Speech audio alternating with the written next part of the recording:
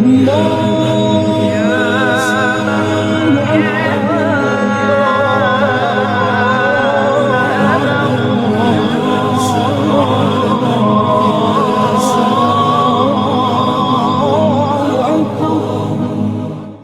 اللہ الرحمن الرحیم.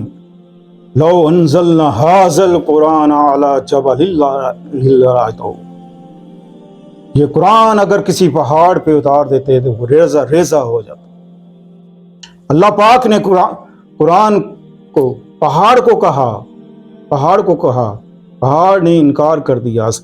آسمان کو کہا، انکار کر دیا. سمندر کو کہا، انکار کر دیا. لیکن اس کا بوجھ انسان نے اٹھایا.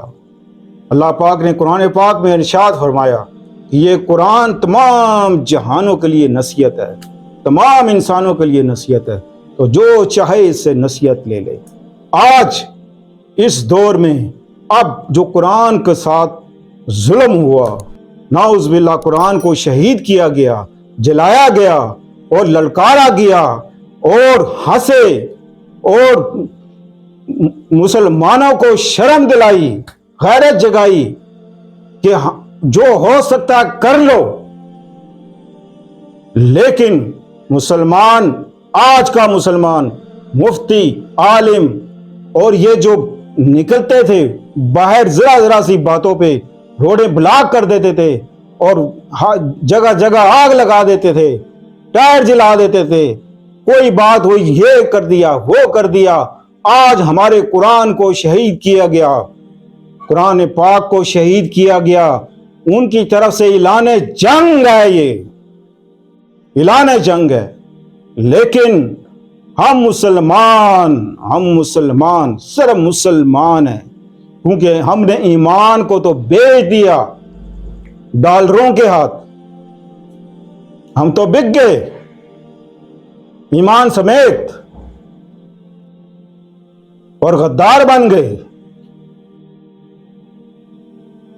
حق کا راستہ، جو شخص حق کا راستہ چھوڑ دے اور باطل کے ساتھ مل جائے وہ مٹ جائے گا.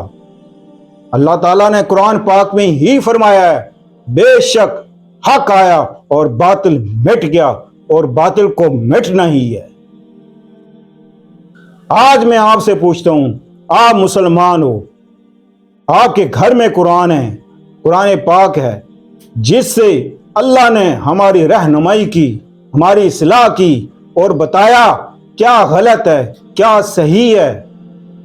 اور ہمارے محبوب کے سینے پہ قرآن اتارا گیا اور اللہ نے حکم دیا کہ اے محبوب میرا یہ قرآن پوری دنیا کو پڑھ کے سنا دو. لہذا آپ نے پورا قرآن سب کو پڑھ کے سنا دیا. پھر اللہ تعالیٰ سے پوچھا کہ اے مولا، اے اللہ، کہ میں نے اپنا فرض ادا کر دیا اور گواہ رہنا کہ میں نے اللہ کا پیغام ساری دنیا کو سنا دیا. آج کوئی مفتی، کوئی عالم، کوئی پیر، کوئی درویش، کوئی عاشق رسول، یہ سب کے سب سوئے ہوئے ہیں، بغیرت بن گئے ہیں. کہاں یہ علمی کتابی؟ کہاں گیا یہ علمی کتابی جو کتے کی طرح بھونکتا ہے اور کہتا ہے کہ یہ کافر ہے، وہ کافر ہے، فلاں کافر ہے؟ میں علمی کتابی، تو علمی کتابی میں یہ نہیں لکھا کہ جب قرآن کے ساتھ ایسا ہو تو کیا سلوک کیا جائے انسان کے ساتھ؟ اللہ تعالیٰ نے مسلمانوں کو دو چیزوں کے لیے بھیجا، یاد رکھ لینا، دو چیزوں کے لیے بھیجا. ایک اپنے ذکر کے لیے، دوسرا جہاد کے لیے، کہ جہاد کرو کافروں کے خلاف، جہاد کرو.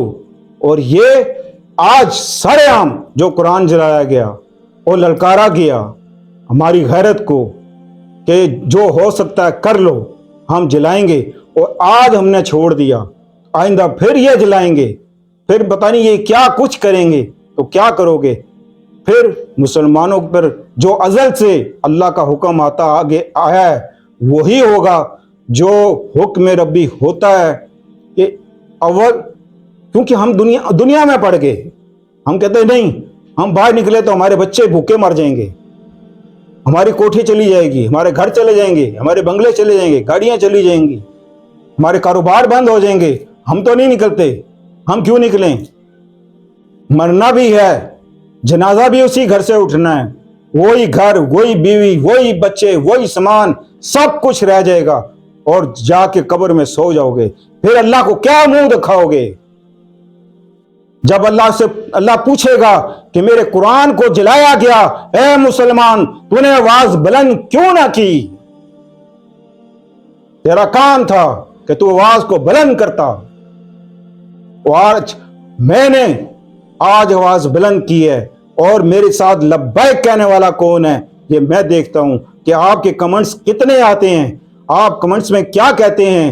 کیا قرآن کو اسی طرح جلایا جائے، ان دشمنوں کو اسی طرح چھوڑ دیا جائے، کھلا چھوڑ دیا جائے؟ ہمارے اوپر تو پہلے ہی ظلم اتنے ہو رہے ہیں، کیوں ہو رہے ہیں؟ اس لیے کہ ہمارے اندر ایمان نہیں رہا، ہم حق کے لیے نکل نہیں رہے۔ آج ہم اپنے حق کے لیے، اپنی آزادی کے لیے نکلیں، اللہ ہماری مدد کرے گا، اور انشاءاللہ عزیز اللہ اور اس کے رسول کا قانون نافذ ہوگا۔ تو ملتے ہیں اگلے پروگرام میں۔ السلام علیکم ورحمۃ اللہ وبرکاتہ۔